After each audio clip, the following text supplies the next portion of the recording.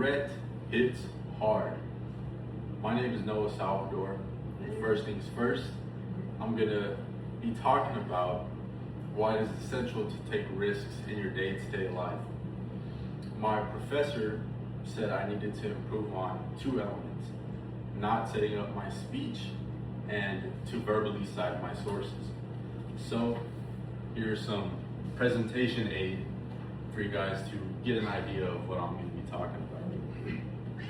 So, people oftentimes regret not doing things more so than actually doing the things. They often let fear make their choices, make their decisions, whether that be a missed conversation with a person, whether that be a missed job opportunity or dead dreams. Ultimately, risk is the meaning of life. People oftentimes let fear shrink their life.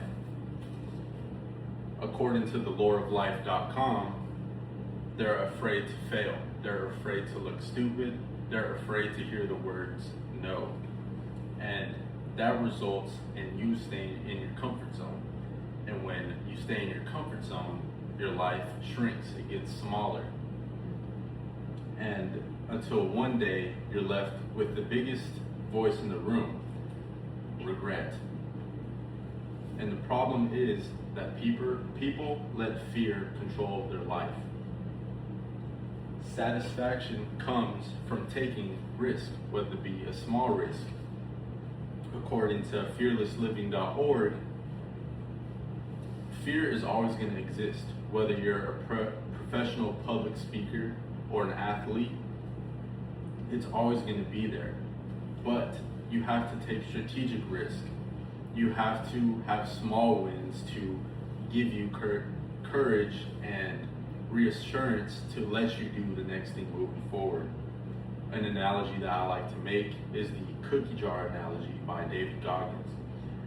Whenever you're feeling down or feeling like very doubtful of yourself, take a cookie from your past experiences to boost your confidence, to boost yourself forward, to do harder things. Don't be afraid to try new things. Speak up and ask for what you want. Risk is the door to everything that we say that we want. Now picture this. You live two lives. In the first life, you take risks, you grow, you learn from your failures, and you build a life you're proud of. You're able to tell your friends and your family your story, your experiences, everything that you've learned from putting yourself out there. And in the second life, you do the opposite. You avoid risks. You let fear control your life. You live a safe, predictable, and ultimately smaller life. And at the end of the road, you're left with that what if feeling, that feeling of regret. So, my challenge for you guys moving forward, it doesn't have to be a big risk, but pick one risk that you avoid doing, whether it be a new conversation with a person or asking for a new opportunity. The steps going forward is to try something new. You never know unless you try. You and everybody around you deserves a meaningful life. You owe it to yourself and your family. So, how do you do that? By taking risks. Thank you guys.